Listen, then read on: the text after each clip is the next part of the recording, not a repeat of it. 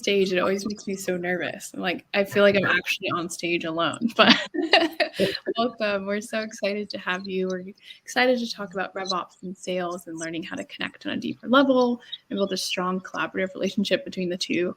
Before we get started and as folks start to come in, I love to do an icebreaker question. I want to know from each of our panelists something exciting that you did over the holidays. I know you said that might be boring, but let's make it sound exciting. Dina, let's start with you.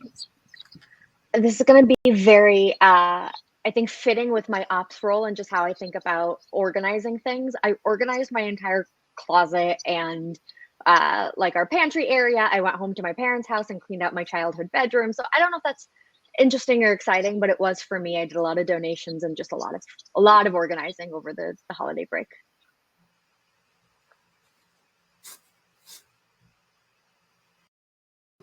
Taylor, you're on mute. Sorry.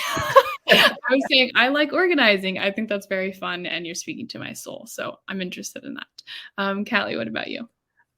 Yeah, like I said, it wasn't going to be exciting because I caught COVID with everyone in New Jersey around the holidays. So I quarantined in my room, which actually was very exciting because I have a 3-year-old. So I was like, I didn't have to do anything for days. I just had DoorDash to my bedroom door. And it sounds very selfish, but dads will get it. Yeah. And I did organize my closet while I was in there because after the first day, I was extremely bored. Love that. I love that DoorDash to your bedroom reference. Awesome. And Brad, what about you? Yeah. I can't complain about DoorDash or cleaning things out because those are two things that, the cleaning things out probably need to have happen sometime soon. But no, my wife and I actually went skiing, and one of the funniest things, it was her first time ever skiing. So it was either going to go very poorly or very, very well. And I'm excited that it went very well, so much so that she's already booked another trip for us. So yeah, it was fun. Very nice. I've never been skiing, so I don't know. I'm feeling a little inspired now to organize things and to go skiing. Well, awesome, folks. I'm so happy to see you all here.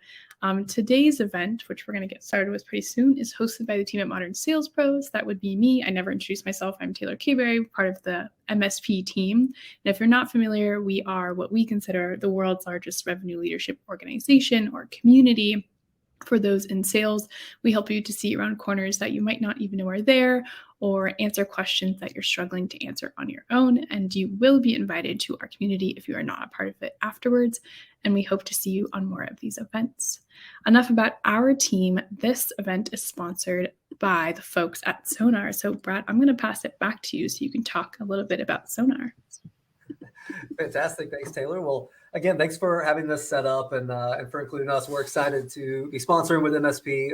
I've been a member of MSP for a very long time. I've known Pete and the whole team for many years. Get to see him most times when I travel out to California to see him and other folks. But excited to be sponsoring now. And for those that aren't familiar with Sonar, we're a change intelligence platform built for revenue operations teams. So very fitting that we have a full RevOps topic here today. But yeah, if you've ever had trouble managing your own Salesforce or your overall greater go-to-market tech stack, that is the world we live in. We help you orchestrate, organize, and optimize your tech stack. Awesome. We're so excited that you're sponsoring this event. We've got an incredible lineup, not just Brad, but we've got Dina and Callie here. I'm going to pass it to all of you to introduce yourself, talk yourself up, hype us up. I already see people in the chat are really excited to be here. So Brad, let's have you start first since you just talked. Sure. So again, Brad Smith, co-founder and CEO of Sonar, as well as another community that some folks might be familiar with, Wizards of Ops. Believe it or not, I was talking about Pete a second ago, a great friend of mine has given me so much guidance and help as we continue to grow and build our community as well. And of course, we partner and sponsor with MSP to continue to grow both together. But prior to starting Sonar, my entire background is ultimately in operations. Even before RevOps was a title, which we've seen a big influx of over the last few years, all the way from professional services ops, sales ops, marketing ops, as well as Salesforce consulting. So it has very much been the cornerstone of my career, and excited to continue doing that with Sonar as well as join events like this. Woohoo! All right, Callie, I'm passing it to you. Awesome. I'm Callie Berry, VP of Revenue Operations at Remesh. I've been in Rev-Ops and Sales Ops, and before Sales Ops was a thing, so aging myself a little bit, for a long time, and been part of MSP for probably 6 years now. It's been definitely leveled up my game. So if you're here, that's why you're here, right? Yeah. Awesome. And you have the last name Berry, but spelled properly. Mine is all messed up, but I always have a kindred spirit to a Berry last name. And last but not least, Dina. Hi, everyone. Yeah, my name is Dina. I head up the sales operations function at Humu. Also been in sales ops my entire career, so just over 10 years now. And this topic is actually my favorite because working with sales and sales ops and rev ops is my passion point. And also been a part of MSP for about 5 years now. Used to attend all of the events in San Francisco when events in person were still a thing, but I'm excited to be here and excited to have this conversation. Wonderful. So I'm going to go over some quick housekeeping notes really quickly. And there's always the first question, is this being recorded? Absolutely, this is being recorded. We wouldn't let this content just go into the ether. You'll be able to share this with your colleagues, with your mom, whoever you think will benefit from this afterwards. And second most important housekeeping thing, I already see some folks in the chat. I see Ariel, I see Martin in there. Please use the chat as much as you can. This is one of the great things about using Coldcast for us is we want you to interact with the things that are being said with our speakers. We want you to ask lots of questions. You can do that through the Q&A feature. Or if you're feeling a little lazy, you can pop that in the chat feature as well. And there's a lot of fun emojis. You'll see me in there with a lot of emojis as well. So those are our housekeeping notes. Getting on to our agenda today, this is what we'll be talking about, how sales and RevOps teams can work together to strategically manage change, the critical processes you can improve, and then the data that ops can provide. So if there are no questions, nothing from our group, let's dive right in. All right, folks. So when it comes to RevOps and sales, we know there's a lot of breakdowns that can happen in the communication, the understanding, and the dynamic between the two, especially when really big changes happen. So what strategies have each of you found that help to manage that change between RevOps and sales? Brad, I'm going to pass it to you first. Fantastic. Well, the one thing that I've found as a common denominator to get sort of that synergy felt together, you have to get executive buy-in and sponsorship. I think you're going to find yourself in for a world of hurt if you don't have that from the top down.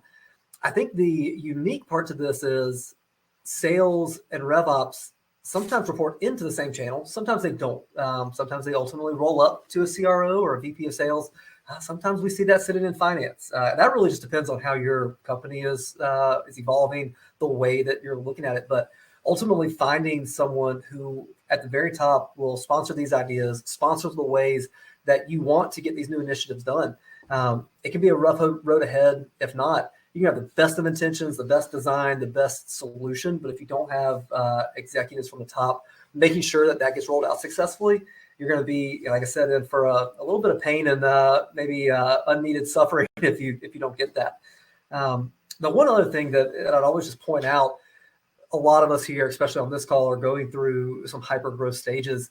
I tell our team all the time, it is okay to run fast. You don't have to necessarily run 100 miles an hour. Maybe peel that back to 95 miles an hour and save a little bit of that extra energy and document, not only for yourself, but for others that might be joining your team later on. Again, from a RevOps perspective, we see so much growth in our ecosystem of not just a RevOps resource, but a RevOps team now. So document for yourself, document for your team. But again, when we're talking about this marriage between RevOps and sales, document for those teams as well. Not everybody gets to attend your training. So document the right way, continue to do that. You're really going to find yourself hopefully doing less rework down the road and really just making sure your whole team is fully informed. So can't say it enough. Get executive sponsorship and buy-in and document. Document. Love that. I'm curious if you have some best practices for folks on how to get that buy-in and communicate that you need that support. Because I feel like we kind of hear that often, but you'd have some good tactics for us. Absolutely. I think the biggest thing is making sure they're involved and involved early. We talk about this often here. nobody likes to get brought into a process or into an initiative halfway through. They're not going to have the same conviction as they would have if they were at the very beginning of it and got to build in the whole journey together. So get folks in early, get those early adopters in. And really, if you have somebody that can be a champion, even boots on the ground, like if you're rolling out a new sales process, go find an AE, go find an SDR, go find somebody else that can be a champion for you as you roll that process out. They can be the ones that help advocate. They can be the person that everybody comes to and asks questions later on. So it's so important to make sure that you're able to really support them the right way, early and often communication, and make sure, again, from the beginning, they're involved. Sorry, I'm multitasking, folks. That's awesome. I was looking at this question in the chat here. Along the same lines, John asked, what are some of the best examples you've seen where RevOps can test for this support? I think maybe you kind of already talked about this. Is there something else you'd like to add to that, Brad?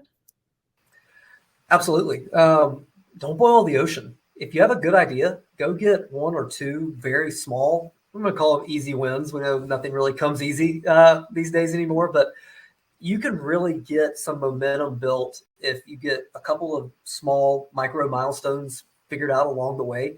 Really get somebody to make sure that, hey, they feel that success as well. Don't get me wrong, everybody likes to feel a pat on the back, a little bit of a dopamine hit, like, hey, we just got this thing done. That was great. Let's celebrate. But it doesn't have to be moving mountains. You don't have to go boil the ocean. It can be very small wins that add up and really help build momentum to get those executives that you want to sponsor, get them a win. They need wins as well. Awesome. Callie, I'd love to hear your perspective on this. Yeah, I was actually just thinking, I didn't even put this in my notes, but sometimes it's like mapping problems. So those executives have problems, and how can something that you as a RevOps team member can like, you want to change something, you want to make something better, data better, easier for a sales rep. How does that map to an executive problem? And I think that's probably another way you can help with that executive buy-in, because I've had it easy where I am now. Executive buy-in comes very nicely. And I've had it pretty hard. And, I just had to bootstrap and do some things a little, build some Excel stuff and some fun Salesforce formulas to make it happen.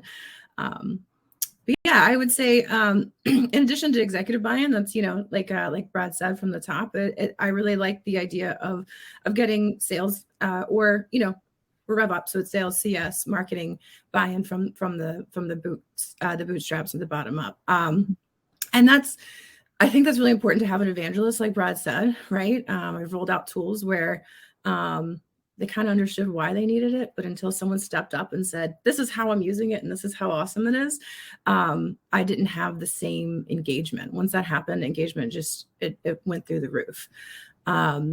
But, sometimes they're not fun. Sometimes the changes are not fun. Revenue operations sits at the middle.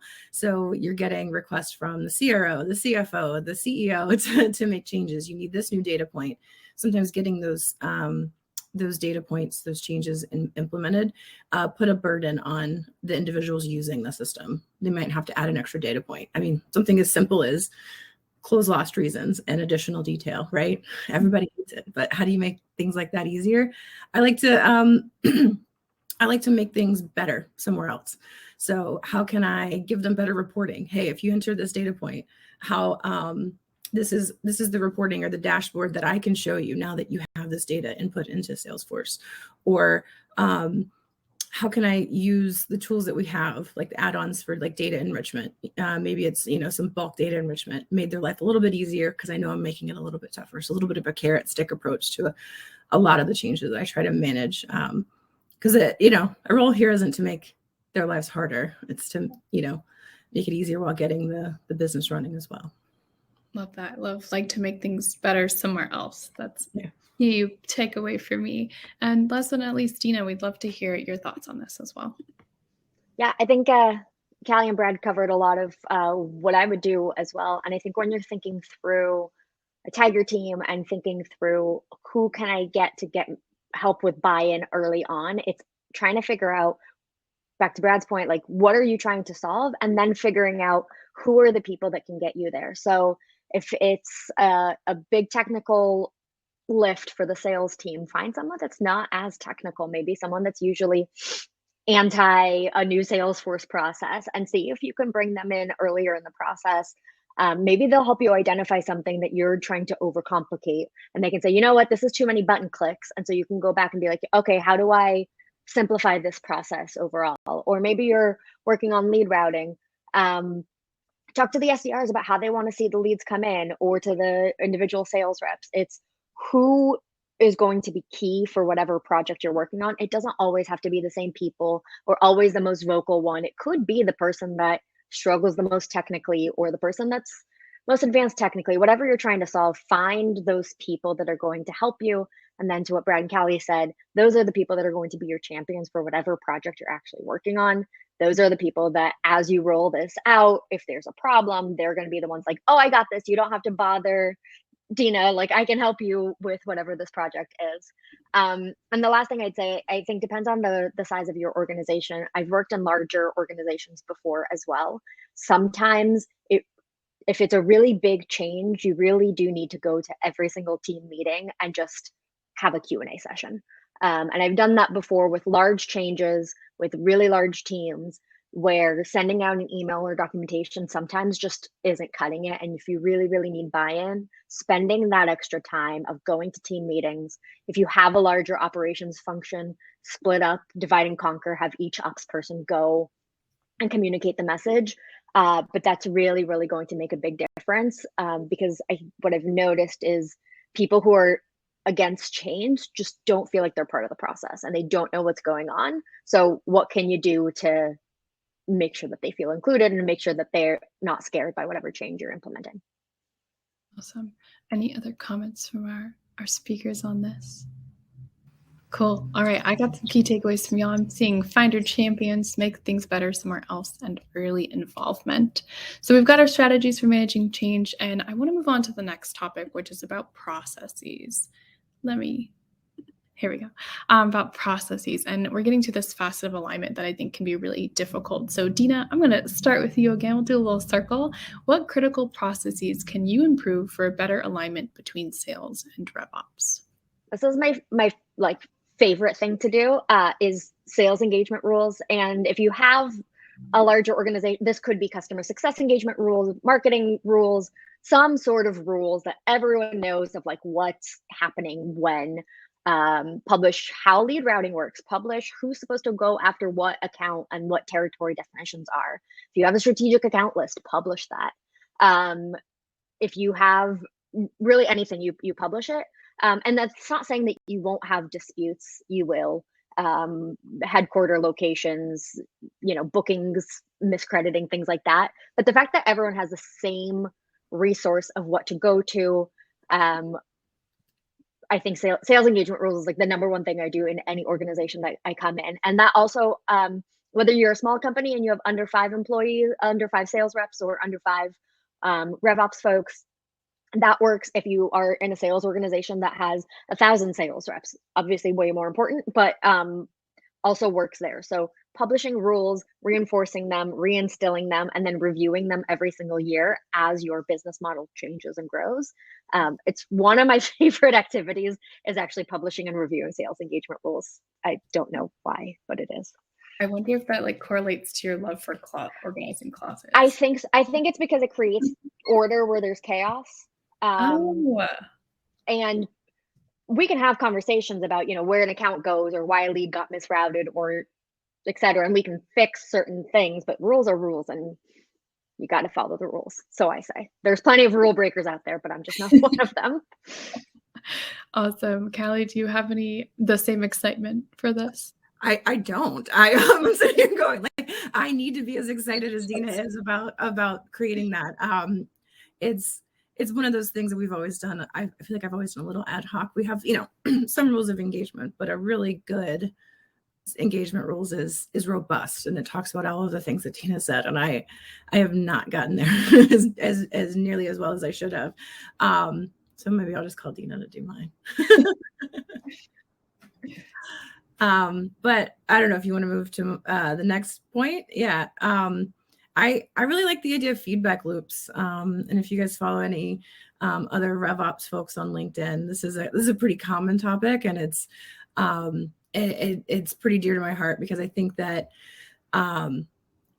you might know what is right or what you think is right, but it may not work for the day-to-day processes of an individual. It may be working fine, but someone else has an idea. And I think taking in ideas, taking in ways for improvement, not focusing on the negative, but when they say something isn't working, that's just a feedback point. It's a way to communicate that this isn't functioning for them, and it's a way for you to get creative. So I love to do that through all sorts of different ways. Obviously, like one-on-one can be really fun, but most people are much more vocal in like an anonymous, like Google Forms, or like our product at Remesh, like anonymous online. So that's one of my things. And then following up to that, I would say act on it and make sure that they know that you've acted on the feedback. That's really big for me, is like we spent a lot of time at my company in Q4 really taking all the feedback that we'd heard throughout the year. We had some processes that we just had to do for the business and we couldn't focus on sales improvement or SDR flow. So we spent Q4 just fixing all the things that were a little broken. And we outlined them. We're like, these are all the things that we did. You said this was a problem. We fixed it. And making sure that they know that we're listening. I think it's really important. Making sure they know you're listening. What's some great ways or creative ways you found to gather feedback? I know you said they're more vocal anonymously, but do you have any examples or stories for us? Oh, yeah. I mean, there's like a Ted Lasso quote, right? He's like, if anything, the internet has taught us anything, is people are more vocal, or they'll get it out anonymously. That totally botched that quote. But yeah, so I mean, I think Google Forms are good because they can be anonymous, right? Or any sort of form site. My product Remesh, it's like an online ask answer poll kind of question, so people can actually upvote. Like I can say that I hate the lead routing flow, and then everyone else in sales can tell me, yep, you're right, or yeah, you're wrong. And I can take that information and say, all right, well, maybe it's one person who's having a problem. That might be training, or if it's all 50 people having a problem, it's a problem, right?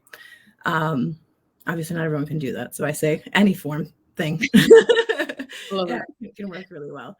I do like to ask for follow-up too. Some people will do the anonymous, and then once they get their thoughts out, they'll say, no, I'll tell you in person. I'm going to show you what's wrong. And I find that I always have a couple of people who want to. They want to sit with you and fix things. They're maybe a little bit of a RevOps person at heart, or a little bit process oriented, and they have some ideas for you. And I think that's always great to take that feedback. Awesome. Still love what you said about making sure you're acting on it and then communicating that action. I think that's huge. Brad, do you have any critical processes that you can improve that you want to share with the group? For sure. Well, I would say, to your point, Taylor, agreeing, Callie, feedback loops are so critical. They're only great if you actually act on that feedback. And to that point, you can't act on everything. You can't fulfill every request that everybody has, but just the intentionality of, hey, we're asking this question, and yes, we're going to do something about the answers you give us, just goes so far with building trust and rapport. And even to Dina's point too, publish those rules of engagement, the sales engagement rules, push that out there. We say it here often. If you feel like you're under communicating, you probably are. If you feel like you're communicating right amount, you're still probably under communicating. If you finally feel like you're over communicating, that's probably the right amount. So just keep that publishment going. The thing that I like to think of on critical processes, and I can tell you this from a RevOps centric mind, from previous roles of running RevOps at other companies, as well as running RevOps here for a little while. We do have our first RevOps resource starting next week here, so I get to really hand those reins over, which is a little tough for me. But I can tell you from that RevOps experience, as well as just from building a company and a product experience, it is okay to get V1 out the door. So many folks feel like they have to get that process just perfect, airtight, ironclad. I've got to test it a million times before I can really get it out to my teams. Now, don't get me wrong. I'm not telling you not to be diligent in the way that you build your processes and the way you refine them, but just remember that inevitably you're going to get version 1 out the door of a new process, or you're thinking of lead form submissions or lead routing, you're going to get that process out the door. And for a lot of companies, a lot of folks, even in the stages that we're all similar and familiar with, time is of the essence. Sometimes you don't have that extra month and a half, 2 months, 3 months to refine, and then get that process out the door. You got to get these things out. And just be vocal and transparent. It kind of goes back to Callie and Dina's points. Publish it, document it, be open with the way you want feedback on how it can improve, but don't be scared about hitting go. If we were scared of hitting go on V1 of Sonar years ago, we wouldn't be where we are, because we need that feedback from our users. We need feedback internally from folks at RevOps support. It's very similar in how RevOps and product can work together in this sort of sense. But just don't be scared of V1. And the best way to make sure it gets out the door the right way and improved upon afterwards is measure. If you're not measuring why you're putting these processes in place, there's a good chance you're just kind of doing busy work, or you're doing work that might not be nearly as important for the business. But if you know at the beginning of a process, we're doing this because I want to measure the success this way, you're going to be very in tune to making sure that the deployment is correct, or the process is correct, and that it's actually making true business value, and it's truly making your business better about doing it. Awesome. Oh, I'm taking so many notes here. Oh, okay. This is fantastic. Is there anything else that you would like to, anybody on the call here would like to contribute to this, or else we'll move on to the next point? Cool. Okay. Let's go on to the next one. Brad, I'm taking so many notes on what you're saying. I'm like trying to multitask here. All right. So our very last one, I've got some over communication, publishing feedback from our last point here. And we've talked about, processes, strategies for managing change. I think, Dina, you're really going to love this one, but I want to start with Callie. Let's talk about data. And of course, this is everyone's favorite topic, right? What kind of data can operations provide that not only keeps sales better informed, but also improves that customer lifecycle? So Callie, I'm going to pass to you for your insight first. Yeah, I mean, like I said, I think it depends on your sales structure and how you sell things. We have a more complicated relationship or structure of support here at Remesh than a typical just sales and CS. So it definitely depends. I think that I love giving data to salespeople. I mean, it all the way from pipeline and like activities, like pipeline's not just the thing that matters, right? It's how you convert through your pipeline, and how do you build pipeline? It's by that activity that you do and how successful that activity is. So as much data that you can provide at the top of the funnel for like a new seller is huge. But one of the things we've been doing, and I'm pretty excited about getting more info on, is like CSAT and NPS. And it's a pretty common thing for businesses to implement with product or with marketing. But we're feeding that data back to our sales and CS teams so that they can use that as not necessarily as a touch point, because someone thinks it's anonymous, but as like a way to gauge like how their customer is performing, how they are interacting with the individuals at our company, as well as the product. And phase 2, or I guess phase 3 at this point of it, because we had V1, it was quick and dirty. We want to take all of that data, to a customer scorecard, right? It's not just the anecdotal information that a CS rep is telling us. It's not just, are they using the software? Are they really enjoying it? Are they really are they promoting it throughout their organization? Are they is their usage going up? Are they getting what they need from it? Those sorts of things, I think, funnel all the way back to the sales rep, even to an SDR, BDR, who's helping expand. Interesting. All right, Dina, what about you?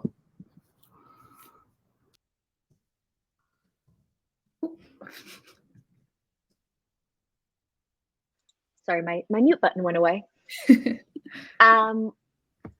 So, and this is something that like I'm working towards, but having some sort of like ops approved list of reports, dashboards, metrics, data, because one thing that I think, especially at a small company, is everyone gets very, very eager at like, I can pull the data, I can manipulate it. Here are some insights that I have, and it gets, from an ops perspective, challenging, because not only are you responsible for the data, but now you're interpreting somebody else's interpretation of data. And I've been stuck in this kind of role before. So, and I'm not 100% on this yet, but working on it here is having those approved reports and dashboards, having those approved metrics of like, hey, this is like, if you want to draw your own analysis and draw your own conclusions and think through your own story, here's the source data for you to start looking at, right? Here's what I trust. Here's what you can go do. And it's great when a lot of people want to help you. And obviously I'm a team of one. So I love when people want to help me out and figure it out with me. But if someone's interpreting data or trying to make guesses and you have to then interpret what they're saying, that's the hard part. So having some sort of folder, I really advocate for that. And I think the other part to this is figuring out, I think to Callie's point, like, what are those really important metrics that you care about? Is that pipeline? Is that like one thing that we're looking at is how many contacts do we have to touch at an account in order for a deal to close?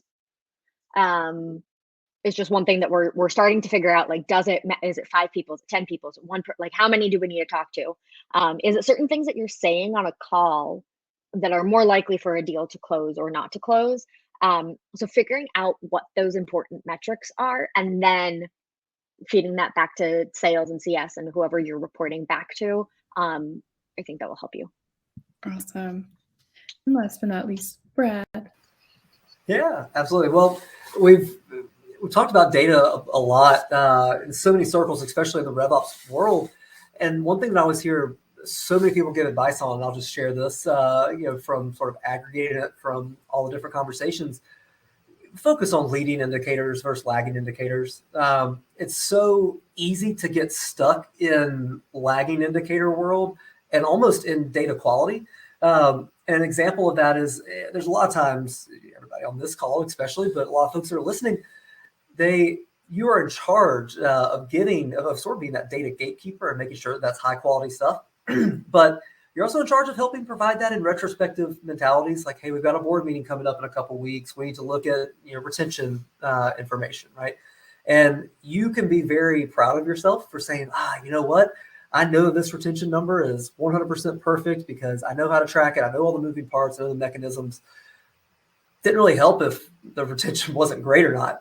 I think your team and your company would be much more inclined to be happy and excited with you if you were able to proactively say, maybe halfway through the quarter or at the even very beginning of a quarter, hey, it looks like retention might be a little low this quarter. Let's start doing things to make sure that we can improve that. So looking at things retroactively with lagging indicators, while it's important for you to always know that your data is correct and feel great about that, focus on a little bit more of what's best for the business and start trying to find leading indicators.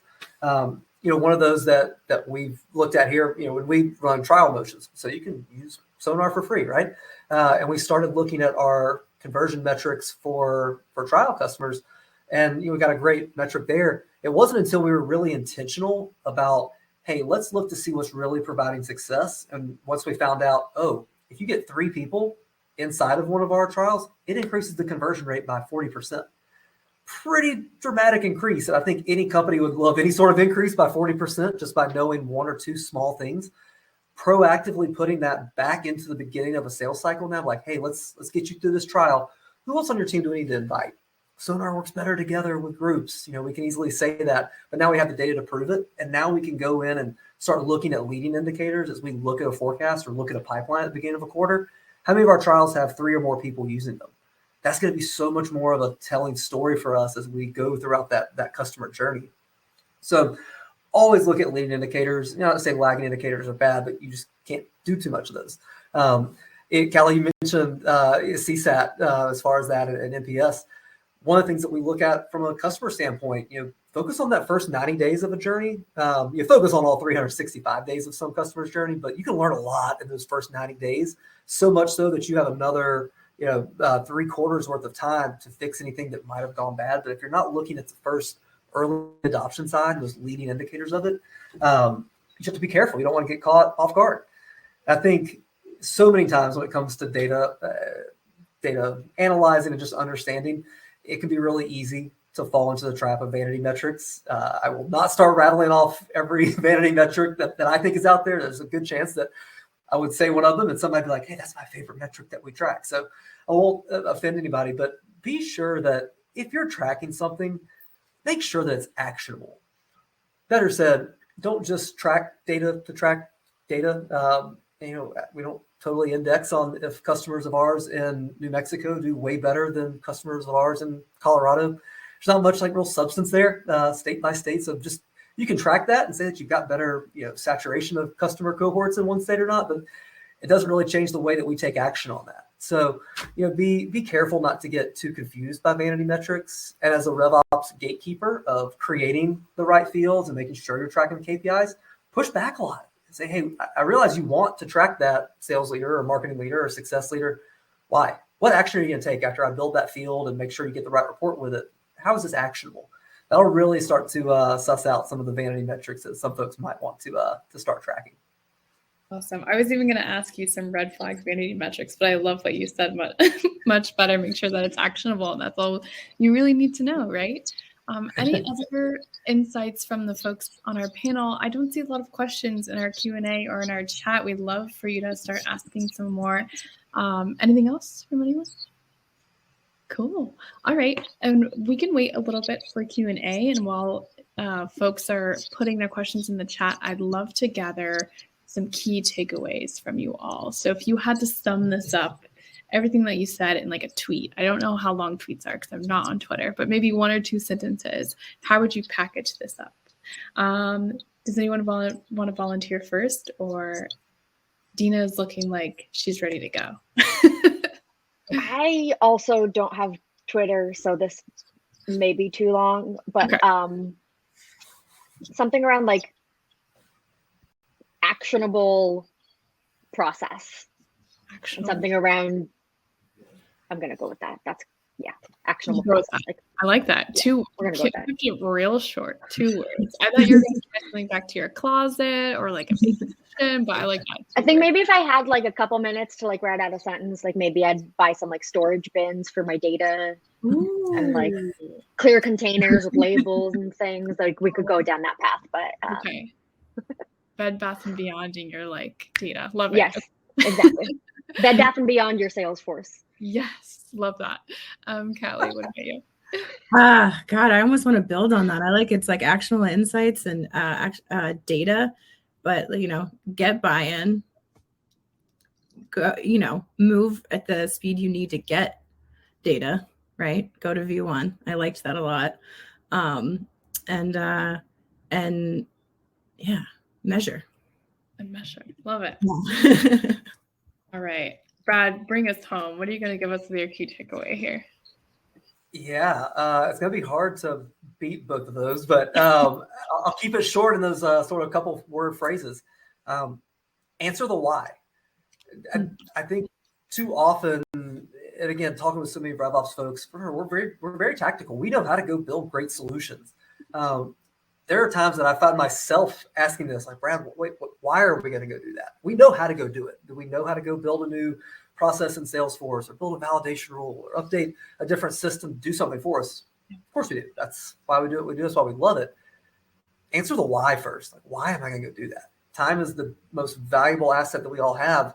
And a lot of the stuff that we do in order to get it done successfully, even if we get it quickly done with V1, it still takes time to do it.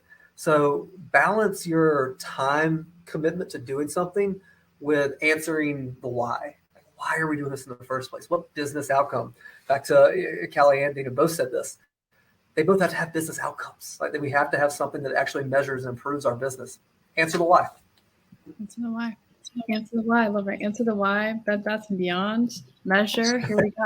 I do want to wrap it up, but we did get one more question. If someone wants to take this, any tips for fostering a partnership with sales leadership so that they bring you in early on for new initiatives?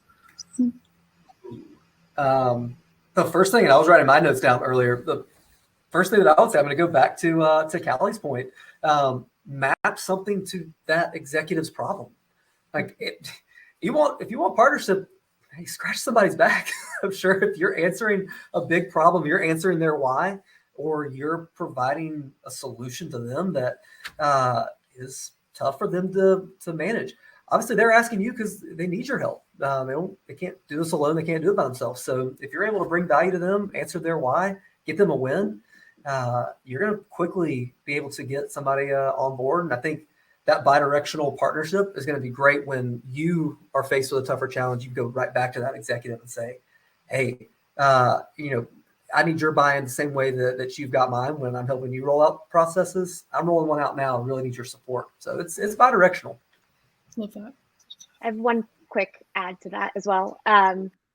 Also, just build an interpersonal relationship with your sales leaders. I don't know what it is about sales leaders, but I think people tend to build relationships outside of the org, and maybe because sales is running a million miles an hour all the time. You feel like you don't want to waste their time. You feel like you don't want to ask something, but in addition to aligning to their pains, just get to know your sales leaders. And in the same way that sometimes you need to rely on your personal relationship in the organization to get things going across, same thing applies to sales. So my advice is, if you don't have a relationship with your sales leaders, start fostering that. If anything, you'll just learn what their pain points are earlier on. So you don't have to constantly fight fires. You can just learn what's going on. But they have, the same interests the rest of us do, and they have the same families and the same personal lives. And I've noticed that with working with sales leaders for a long time, that for some reason people aren't as willing to get to know the sales leaders. So spend some time doing that. I love that. Callie, anything? No, I think that they said exactly what I would. Build that relationship, give someone. Plus Brad gave me he already took mine, but if it depends on, and it's tougher where if you're not reporting into the sales org, right? So if you're reporting into the CFO, it is going to be tougher, and you might need to work on really interpersonal relationships or talking to them about, what pain points they have so you can get them wins. It's going to be I'm gonna say a pain for you up front to get that buy-in and that partnership with them. But I think, if you're within the sales org, if you're not meeting with them regularly and talking the same language with them, you should be, right? Love that. Last Friday, we did an event on emotional intelligence with David Youngblood and Andrew Morton, and they were talking about the people in your company aren't chess pieces, right? They're actual people, so get to know them. So I feel like those lessons are really coming home today. If there's nothing else from our folks, I think we've got all of the things that we need. Our little therapy session happened today, and I see one more question from Christina, and I think we should answer it because we have a little bit of time. Do you see an overlap between sales ops, rev ops, and where? I'll dive in, but I'm going to need some help from Callie and Dina on this one. I think anybody's going to objectively answer that with yes. It's kind of hard to say that there is no Venn diagram overlap here. There's certainly overlap. I would say it's not a one size fits all when it comes to the overlap, because so many just companies in general, depending on the industry, the size, if you're public or if you're private, there are so many facets that go into what that overlap could look like. We've asked this question a lot on some of our internal webinars and panels and things we've had. What's the difference between sales ops and rev ops? And did rev ops evolve out of sales ops? There's a lot of good stories out there that help that help us answer that narrative. I just always caution people, it's not a one size fits all. You could have an org where you got revenue operations that might not have too much to do with sales ops, and it still has its own sales ops silo or its own little wing, and that's totally fine. I think the one thing that we're all having a sense of and feel for in this new day and age of RevOps is that people try to make it almost binary. You have silos or you don't, or no, we've adopted RevOps, or no, we're still in these different panels. And I don't think it's nearly as dramatic as some people try to make it that way. There's definitely some overlap. I think that also gives, where there's overlap, there's collaboration. So don't look at it as a negative. Very much look at it as a way for you to partner more. If there's still a little bit of that diversity inside of it. So look for the partnership angle for it if you are feeling overlap. Yeah, I think you said it, and it there's so many debates about how RevOps came to be. Did it evolve out of sales ops? And I think it's just maybe somewhere, yeah, Maybe some other places, no, right? RevOps for me years ago was making sure that I was aligning sales and CS. So that wasn't real full cycle RevOps, right? Where's marketing ops in there?